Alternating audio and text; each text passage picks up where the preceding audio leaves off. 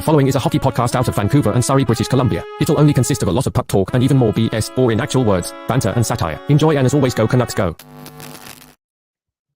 Okay, are Kyle and I panicking about your Vancouver Canucks? No. But is there something wrong with your Vancouver Canucks? Hell yeah, there's something wrong with the Canucks. We're going to tell you what we think is wrong with the Canucks next, here on Locked On Canucks. You're Locked On Canucks, your daily podcast on the Vancouver Canucks. Part of the Locked On Podcast Network, your team every day. What's going on? Happy Friday. Welcome to another episode of Locked On Canucks. My name is Trevor Beggs, Canucks writer for Daily High Vancouver, and also your co-host here on Locked On Canucks. Before we dive into today's episode, we got to thank you for tuning into Locked On Canucks. It is your team every day, part of the Locked On Podcast Network. If you haven't done so already, go make sure you subscribe or follow us for free on YouTube or wherever you listen to podcasts. This is uncharted territory for the Beggsy and Bowen iteration of Locked On Canucks. It's been nothing but winning for the most part. Kyle, you and I took over the show late last season, but you know what? The first 4-game losing streak of the season, okay? Followed by the first 3-game losing streak of the season. So this is the worst stretch of hockey the Canucks have played. I thought of the 4-game losing streaks, last night was by far their worst performance.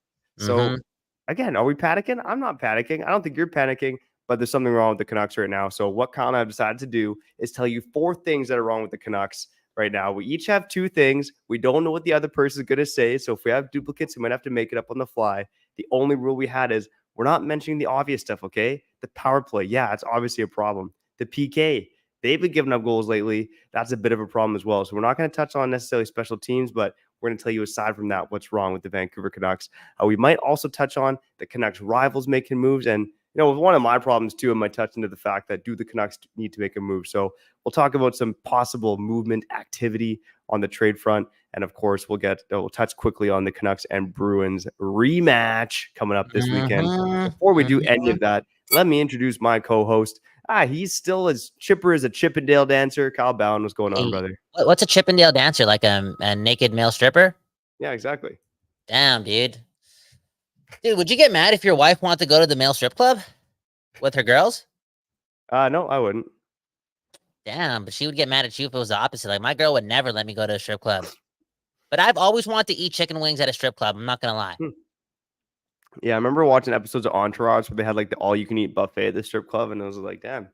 Yeah. I can knock that off the bucket list. That'd be fun. I've not been in a strip club since my bachelor party. Dude.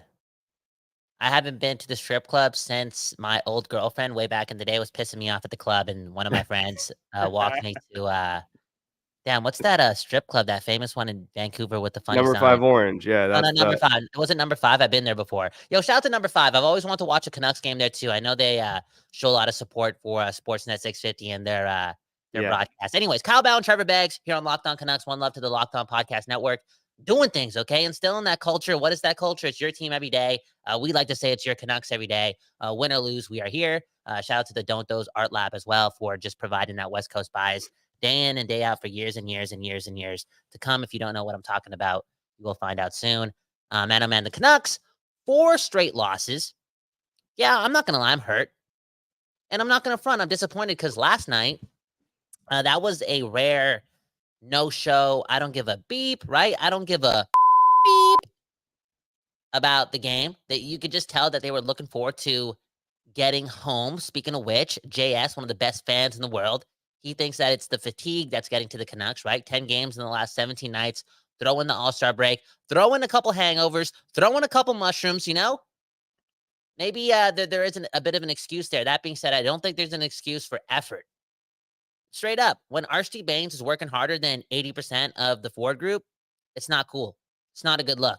It really isn't. And I don't care if you're, looking forward to getting home in 30 minutes, right? Or however long it takes to get home from Seattle to Vancouver, but you got to show up. You got to show up. And they didn't show up last night. Anyways, before we get to Trevor and his reasonings on what's going on with the Vancouver Canucks, look at Steven, okay, with the comment, cup or bust. And right now it's bust.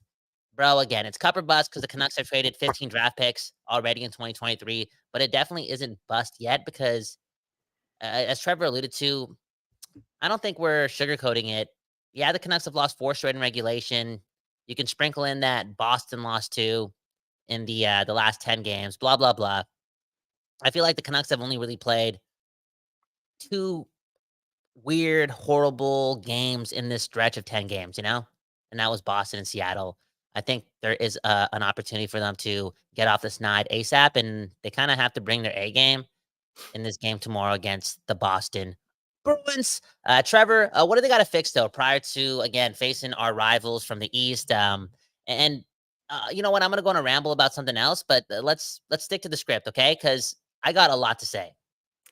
All right, so let's set some rules here. Do you want me to list my 2 issues first and then you go, or do you want to go back and forth? Let's go back and forth. Back and forth. Let's go back and forth. One of the main issues for me is, and I know it's been a great story, it's still the defense. I'm not just talking about necessarily the defense itself, but there seems to be too much deferral in the zone. Instead of just trying to do the cute or do the simple play and get the puck out, there seems to be a bit too much deferral in the defensive zone where, guys, they had the system down earlier in the season. They seem to be making the smart play, and all of a sudden that seems to have dissipated a little bit. Now, what I will say about the defense itself, and I'm just going to tie it all into defensive play. Maybe that's taking too much thunder from you, buddy. When I look at this defense, look, Tyler Myers has been a nice story. Noah Juulsen has been a nice story. Ian Cole's been solid for the most part, although his play slipped a little bit. But when I look at this Canucks blue line, they are still another top 4 defender away, in my eyes, from becoming a true cup contender. I mean, Tyler Myers has been better, no question. But is he a number 3, number 4 defenseman on a contender? I don't think so. I think it's like on the right side, for me, it's like one of Tyler Myers and Noah Juulsen on your bottom pair, and you got to have another right side guy in there. And even with Ian Cole, I'm starting to wonder about Ian Cole and Zadorov on the left side. Maybe Soucy's the guy to step up there as well. But to me, I just look at this defense, and I think they're one piece away still. I think there's a lack of dynamicism on the back end.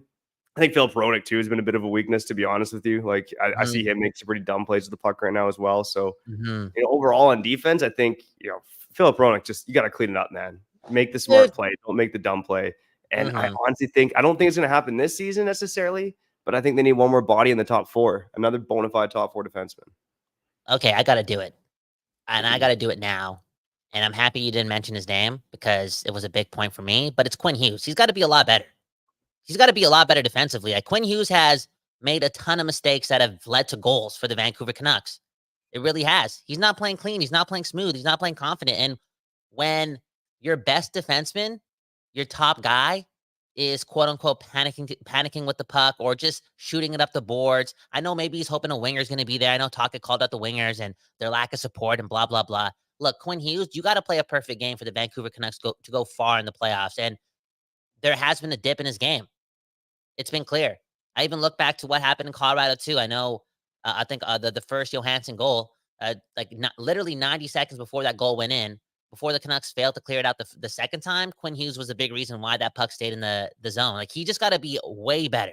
And when he's way better, the trickle-down effect for everyone else will line up. And I know I shouldn't put all that pressure on Quinn Hughes, but it's harder for that core to play calm, cool, collected, which they did throughout the first 40 games of the season and whatnot, when your top guy, your A1 guy, is also making mistakes constantly. Okay, that's the key point here. Constantly. That dude's got to be a lot more accountable. And he will.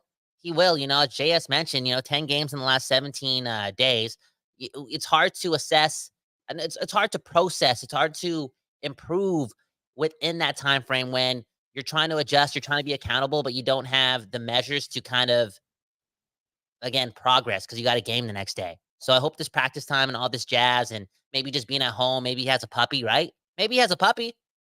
Maybe he has his favorite restaurant in Vancouver. Maybe he can look out into the sky and the clouds and the beautiful West Coast, the best coast of Canada, and just calm down because Quinn Hughes needs to play a way calmer game for the Vancouver Canucks to succeed. And, you mentioned that, you think they're another top 4 defenseman away, blah, blah, blah. I tend to think they're just a Carson Soucy healthy defenseman away from kind of being cool, but that's only possible if Quinn Hughes is playing at a 95 overall. And when he's slipping like this defensively, bro, he's just an offensive defenseman, and he can't be that. Yeah, it's interesting. I do think the bar is a lot higher for Hughes. I agree he's made mistakes recently, but I think he's still been the Canucks' best defenseman, right? Which says something with the rest of the team when you got Quinn Hughes out there making mistakes, and he is still the Canucks' best defensive defenseman. he had a play last night where I can't remember which Kraken player was trying to go in off the rush, and Hughes basically sped up on the backtrack, stole the puck, and got the puck back up the ice. Like, he does plays like that. You're just like, wow, no one else on this team is going to do that. But again, the bar is incredibly high for this player. That's why he's in the MVP conversation, right? Kyle, I don't know if you were to call it Quinn Hughes and Elias Pettersson for your 2 points, but that was my other one too. Is Elias Pettersson right now? I've been going to bat for this guy. Again, 100-point player. He has some great games out there, but we've talked about it time and time again. The shift-to-shift consistency is just not there. His passes don't look as crisp. He's fallen down a lot more. He has moments, he has flashes where you see the offensive brilliance, but right now he is, I don't want to be dramatic, but a bit of a shell of himself, right? Yeah. And now we had that report out there. We'll talk about it a bit, how much validity there is to it. Report from the fourth period said that Pettersson was offered a $12 million per year extension at the beginning of this season. And not that he's rejected it, but just that he has yet to sign it. I do wonder, and this is, again, pure speculation, maybe this contract's starting to weigh on him a bit. Or maybe it's just a bad stretch. I don't know necessarily, but what I do know is Elias Pettersson is not himself right now. It's a bad stretch. It's a lot of things, man. It's again, another player that has to just be accountable, man, because he has not been an X factor during this 4-game stretch. I thought he was really bad yesterday. I know that people tend to critique him for his inability to kind of stay up on his feet, quote unquote, always falling down. I think that's an indication that he's not confident, man. He's not strong. He's doing the most to, draw calls or draw penalties, rather than just sticking with it and being a mother effer. And that probably swings into the fact that he's not playing with a lot of confidence right now. Yeah. A lot of this has to do with I know it sounds like an excuse, right? Like, we just lost 4 games. I wish I could be harder on the Vancouver Canucks, but this whole practice time thing, it's a pretty big thing for a lot of moving parts. A guy who hasn't had consistent line mates, because you never know, right? Like, one practice, two practices in a row at Rogers Arena where Lindholm and him are just snapping the puck around, or whoever Pettersson is playing can go a long way, because right now they're trying to figure it out in game. And that's kind of hard to do when every team is doing their best to play you because you're the number 1 team. And that's another thing too. Like, they have to understand that and not rest on the fact that they're up there in the standings. Like, they have to bring it every game. And that's my next point. It's them not understanding that things are different. Post All-Star game, like, things are really different. You being the top dog, this is different territory. And just because you are that top dog and you feel good about yourselves doesn't mean that you can take your foot off the pedal. And, we just saw it slightly against Boston. We did see it a lot against Seattle, but those are the signs that I don't like. Because this Vancouver Canucks team, they haven't been a winner in a very long time, which means it's not ingrained in their culture, which means you cannot take nights off. The only reason you're winning games is because you're in the trenches. You're doing the work. Yeah, you got all-stars, a lot of all-stars. Yeah, you guys are at the top of the point scoring list in some regard. It don't matter. You guys got to work like you haven't been there. Because, to be honest, you haven't been here before. Yeah. And Tocchet alluded to that. So I don't know if you have some of the exact quotes from Rick Tocchet.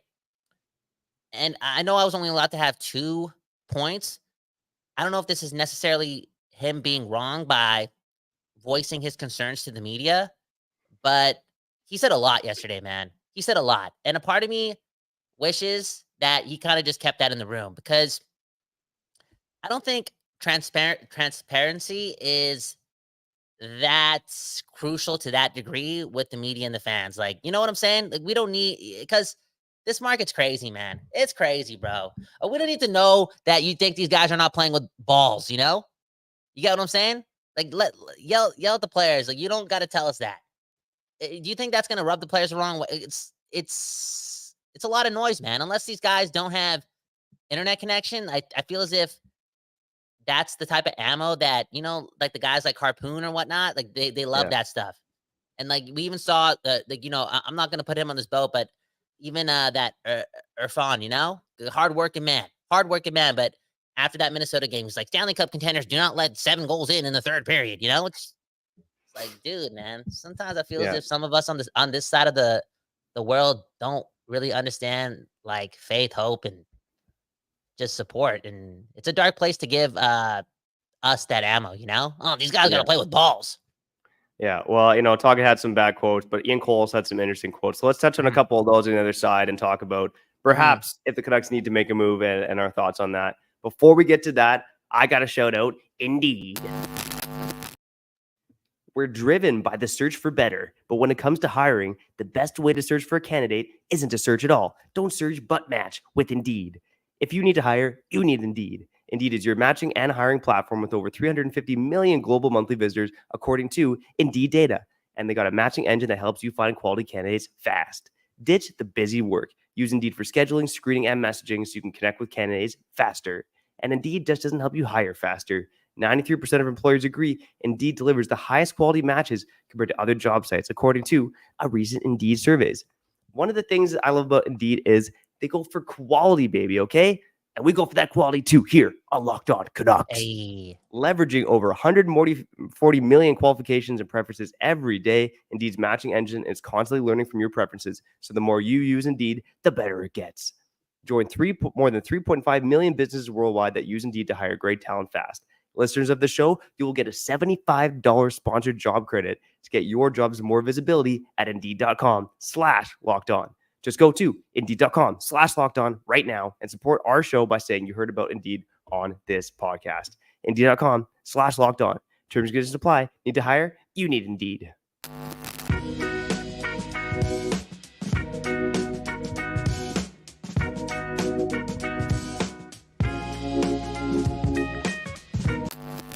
Okay, we back on Locked On Canucks. One love to LinkedIn. Oh, no, Indeed, my bad. Did I say LinkedIn? I'm 30 and a half years old, okay? That's my territory these days, okay? The new social media. Anyways, Trevor Beggs, Kyle Bound talking everything 4-game losing streak for the Vancouver Canucks. Before the break, I'm not sure if this comment was touching base on where I was going, but I think we had somebody, Andrew. Yes, Andrew said, I agree, Kyle. I don't know if he's agreeing with the notion that I was following, that I don't know if it was the right time for Rick Tocchet to voice his concerns, I feel like he should have kept that in the room because, yeah, again, it's a volatile time, It can be. It shouldn't be. It shouldn't be, but yeah, it's the ammo. I haven't been on Twitter or anything like that or just seen what other people have been saying, but yeah, am I reaching too far? Do you like how Rick Tocchet is? You're one of those media guys. Do you like how Tocchet is that emotional and that real post game?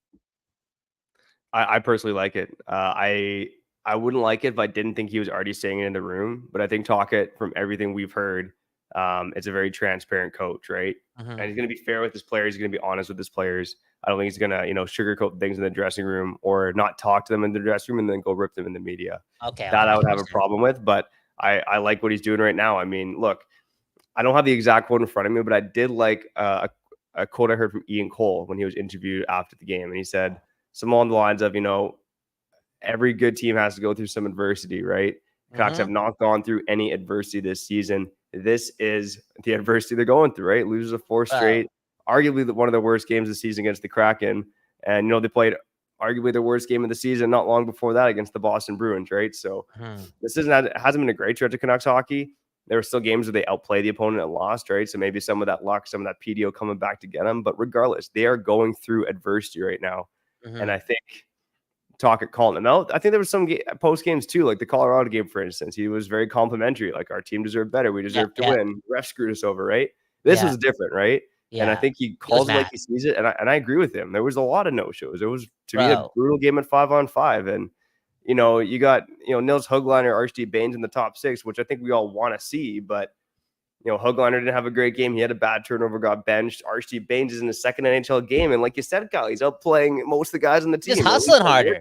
Maybe he's fresher. I don't know. Because he hasn't played these type of road games like the rest of the Canucks. But yeah, it's a lot of things. Okay, let's go to this comment because it's really important. Okay, it kind of ties into what Ian Cole said. Dingbat, my homie, said, I haven't backed it up, but somebody said all the good teams this year have lost 3 or 4 straight games this season. Now look at this list, okay? I'm going to read it out. The Bruins have lost 4 straight games 2 times this year. The Rangers have lost 4 straight games once this year. So have the Panthers, the Stars, the Avalanche, the Jets, the Hurricanes, and the Golden Knights. And then you look at the Toronto Maple Leafs if you want to throw them in the mix. They've lost 4 straight twice. These things happen. I know they happen. It's just the choice, right?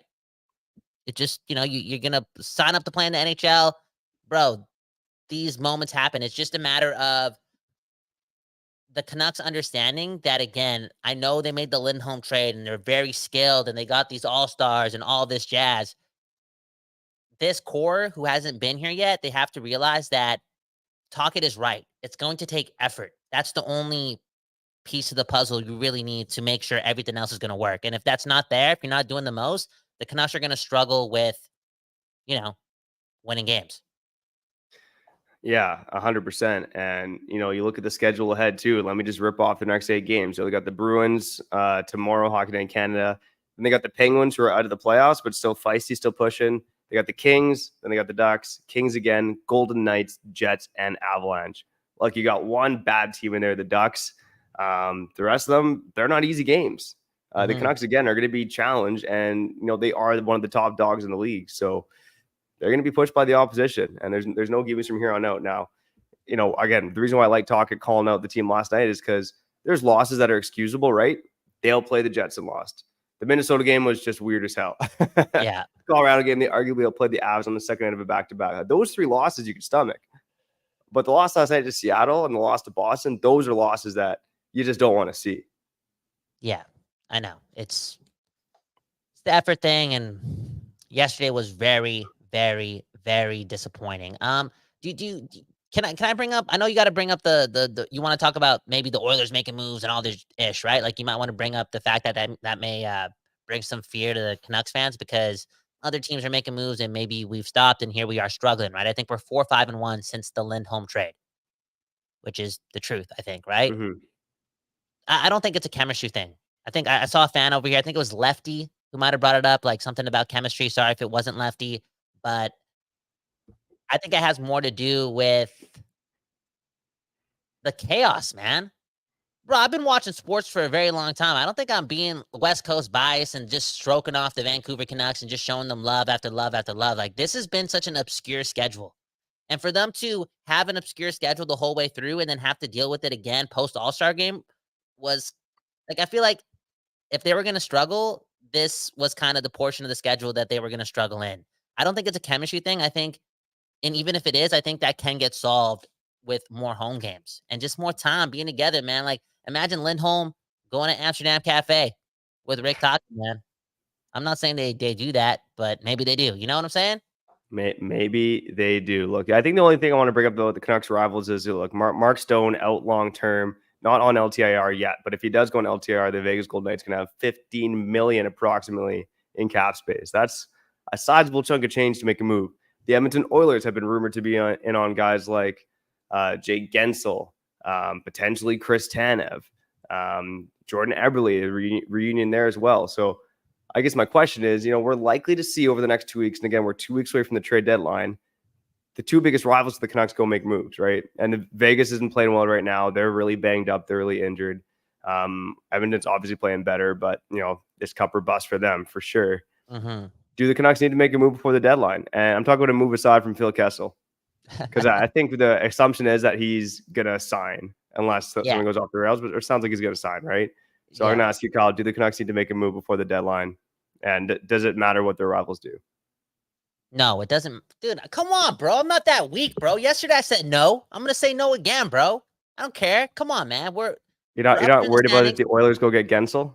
I'm not worried, man. I'm not worried about Ish, bro. We top dogs. I believe in the amount of star players this team already has. I'm not going to be demanding that the Canucks trade picks like their 17th pick of the year to bring in somebody else. It's like, I feel like we've done the most, man. We've done a lot. They just got to get it together, man. It's I can't look at other teams, bro. I cannot look at other teams and want what they want. I'm content with this team, and I'm also content with this realization that Carson Soucy hasn't played a lot of games this year. And maybe I'm overvaluing Carson Soucy, but this guy's been mad impressive. I mean, how many bad games has Carson Soucy played? How many bad shifts has Carson Soucy had this season? Is the number like 5, 4, 7? You know what I'm saying? Is he the trade deadline acquisition that we need that settles down everything? And I go back to the point that I made in segment 1. Bro, Quinn Hughes has to be a lot better. He has to be a lot more consistent. Yo, I talk about cup or bust. I talk about going to June. When I have that in mind, it's because Quinn Hughes is playing at a 96 overall pace, a 97 overall pace, not at an 89 overall pace, not just being an offensive defenseman. He's got to be clean with it. He's got to be better. That's going to make the defensive core better. Now, let me ask you this before we get to the third segment. How much are you willing to give up to bring in that other piece in the bottom six? Well, not the bottom six, sorry, the top six defensemen. Yeah, for Sean Walker or Cristana, I'd give up a second and a pod Colza potentially. That'd be the max I'd be willing to go. You're going all in this year. What, you got money on the Canucks? 1,200 to 1 or whatever? You got something on it? Man, I wish. Yeah, FanDuel at 2,200 at one point. Oh my god, I wish I had some money on that. No, I'm not saying the Canucks have to do that. I personally don't think it's cup or bust. I think this is the beginning of the Canucks window if they play their cards right. So I don't think they have to go all in, but I think that's one of the pieces they need is a top 4 defenseman and potentially a top 6 winger, depending on how Höglander or Baines or Suter, how that all plays out. But I don't think they're going to go get all this season. That's why I don't think it's cup or bust this season. But they got a shot to win the cup, which is more than we could have. That's all we would have asked for at the beginning of the season. Let's be real. Okay, let's wrap up the show on the other side. Canucks Bruins playing on the weekend. We'll give you a take on what's going to happen there. Before we get to that, I got a shout out. Ibotta. Bum, bum, bum, ba-dum, bum, ba-dum, bum, bum. You know, grocery bills these days are so damn expensive, but now they don't have to be. Start getting cash back on your grocery shopping with the free Ibotta app and get cash back every time you shop. Ibotta is a free app that gives you the most cash back every time you shop on hundreds of items, from groceries to beauty supplies to toys, so you can make sure you're beating inflation no matter what you're purchasing. The average Ibotta user earns $256 per year.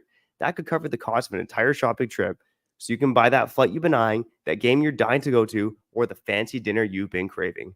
Other apps give you points that don't amount to much. With Ibotta, just add your offers in the app, upload your receipt, and get real cash so you can cash out to your bank account, PayPal, or gift cards. Join the over 50 million users and earn cash back every time you shop from over 2,700 brands and retailers, including Lowe's, Macy's, Sephora's, Best Buy, and more. Right now, Ibotta is offering listeners just $5. $5 just for trying Ibotta by using code LOCKEDONNHL when you register. Just go to the App Store or Google Play Store and download the free Ibotta app to start earning cash back, baby. I love that cash back. And remember, use code LOCKEDONNHL. That's IBOTTA in the Google Play or App Store and use code LOCKEDONNHL.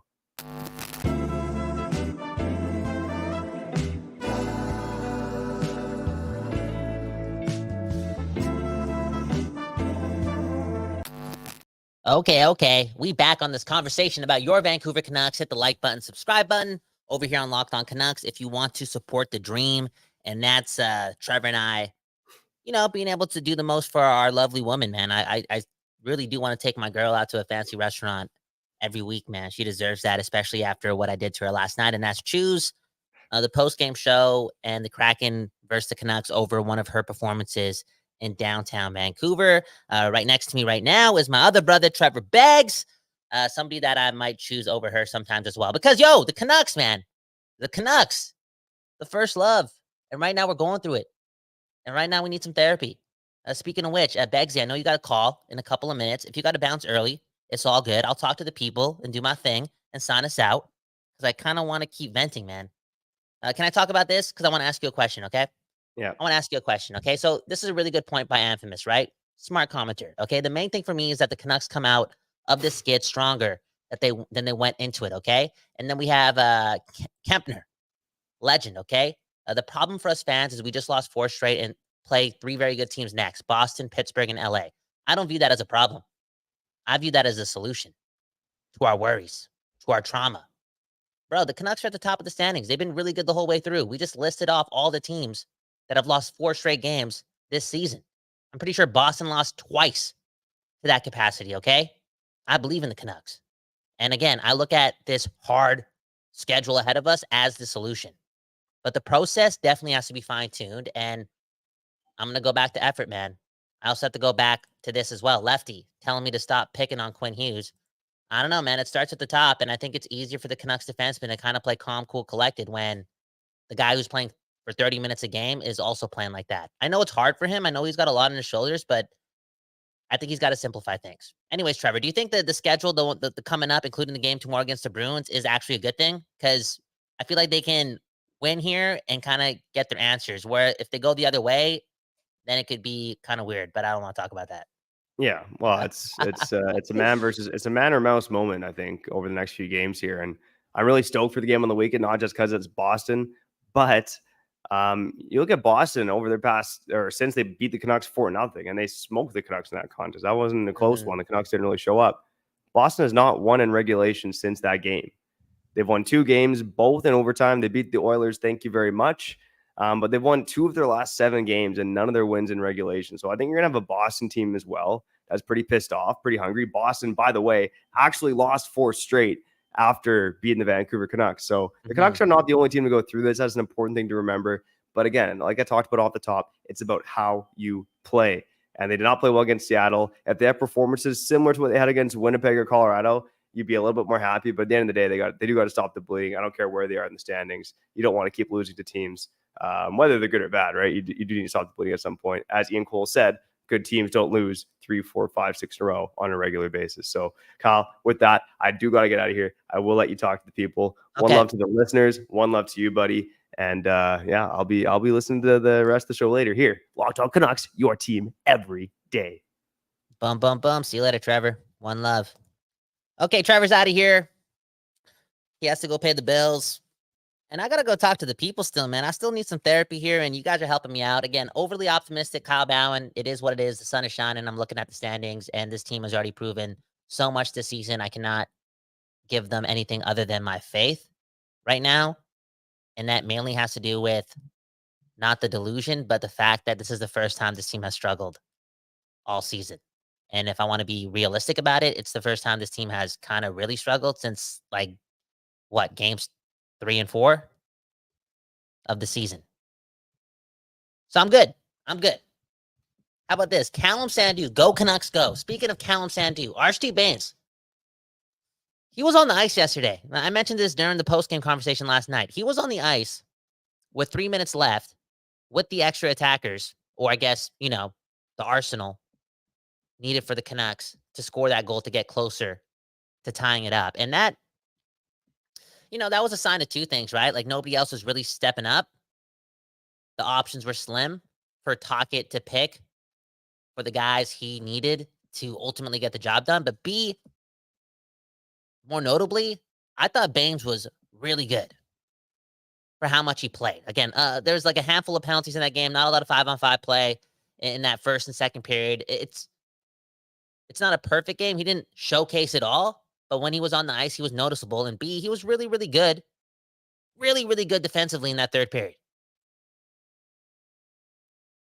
You know what I'm saying? Now look at Mike. One love to Mike. Bains looking great. Bains is going to play against the Boston Bruins. The Boston Bruins. Shout out to clam chowder, okay? I got to eat more clam chowder in my life. Anyways, he's going to be playing against the Bruins tomorrow. That's going to be a big game. And I got to say it again, man. I think Rick Tocchet alluded to this as well. I don't think he's happy that the Vancouver Canucks have to play a 4:00 game on a Saturday against the Bruins. It makes a lot of sense when it's Toronto because Canada and all that ish, Hockey Night in Canada, you're broadcasting money, all that BS. But how come we have to play at 4:00 against the Bruins in Vancouver? We had somebody in the comments earlier talk about the referees as well, right? Effing us over. Being mad. Not treating us right. Yo, the league is not treating us right. This is a damn shame. In fact, it's another hurdle for this team, right? It's not the same. It's not the same as playing a 7:00 game at home, what they're used to. And more importantly, what they probably want to do. So yeah, I'm not happy about that. That's weird to me. Weird behavior. I think Tocchet's not happy about it too. All that being said, no excuses. Got to be accountable. Got to get the job done, no matter what the circumstances are. And as Major Tau is just commenting, right? Canucks fans are historically anxious. I don't know if I'm historically anxious going into tomorrow, but if we lose to the Bruins, oh, dude, I don't know. I don't know. I'm an emotional guy. How about Richard, okay? Referees, the league, any more excuses? I know. I'm all over the map. I blame the refs. I blame the league. I blame Quinn Hughes. I blame Rick Tocchet and the power play philosophy. I'm sure it's everywhere. But I'm just a Hindu who loves the Vancouver Canucks. I'm all over the place, okay? How about Kemps? Okay, Kyle, when we play at home on Saturday afternoon, we win. Check the records. I get it. I just feel like it just makes little sense. It's as if the Canucks don't matter as much as they should. You know what I'm saying? Mr. Whale, I blame Pedersen for being lazy, man. I think Pedersen, again, is just not playing confident, man. Kind of playing lost. Kind of playing like he's wanting things to go his way versus just making things happen. He's not playing like a mother. Beep, right? He's got to go harder in the paint. He's got to want it more. Goes back to effort. Goes back to the whole team and it being different. It never being like this for this core. Just because they're first place, just because things are firing on all cylinders, blah, blah, blah, doesn't mean that they can afford to lean on the optics, right?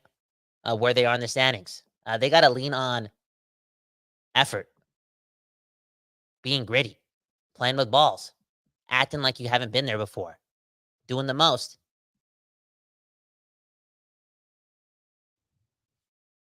They got to continue to play like the hunter. That's important, right? Because everyone's coming after them. Everyone is taking them seriously. And they got to get used to that. I also hope that, man, post Seattle, like, it's not that far away from Vancouver. Like, maybe they were running home to see their families, but maybe, just maybe, after the game, right? After the game, they go out to the bar. Tocchet and the boys. Keep it loose. Don't stress. Richard, hard work always wins. Callum Sandu, look at this comment. 4 p.m. start is BS. East Coast bias on display. Again, it's not Toronto. It's not Toronto. We're playing Boston, and it's a 4 o'clock game in Vancouver. That's some BS, man. That's some BS. Okay, that's it, though. That's it. That's me working overtime. Thanks for sticking around, allowing me to vent and get through this. I know it sounds like I'm making a lot of excuses. Don't get me wrong, though. I understand that it has a lot to do with effort and execution, okay? It really does. And they'll get it done, man. 4 p.m. tomorrow. I don't know if I'll go to the number 5 Orange or go to the strip club to watch the game tomorrow. I am chilling with my girl early in the morning. I'm not sure if she'll be down for that. But I am leaning towards going somewhere downtown to watch the game, okay?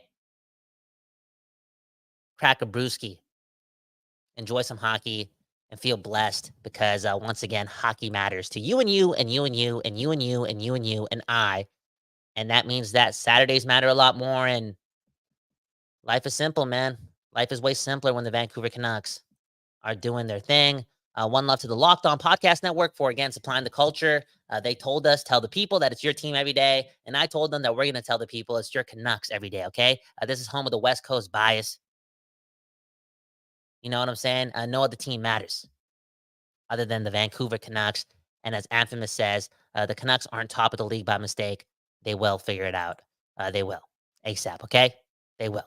Subscribe, hit the like button. One love to the Don't Doze Art Lab for doing all this and supplying that West Coast bias as well. My name is Kyle Bowen. One love to Trevor Beggs for being the second best dad in the world. Have a good morning, a good afternoon, a good night.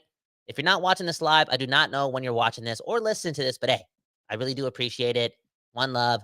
Go Canucks, go. And we'll be more than all right. The road to June, bruh, this is what it takes when those are the expectations, okay? It feels like this. We'll get over it. Peace. You're Locked On Canucks, your daily podcast on the Vancouver Canucks. Part of the Locked On Podcast Network.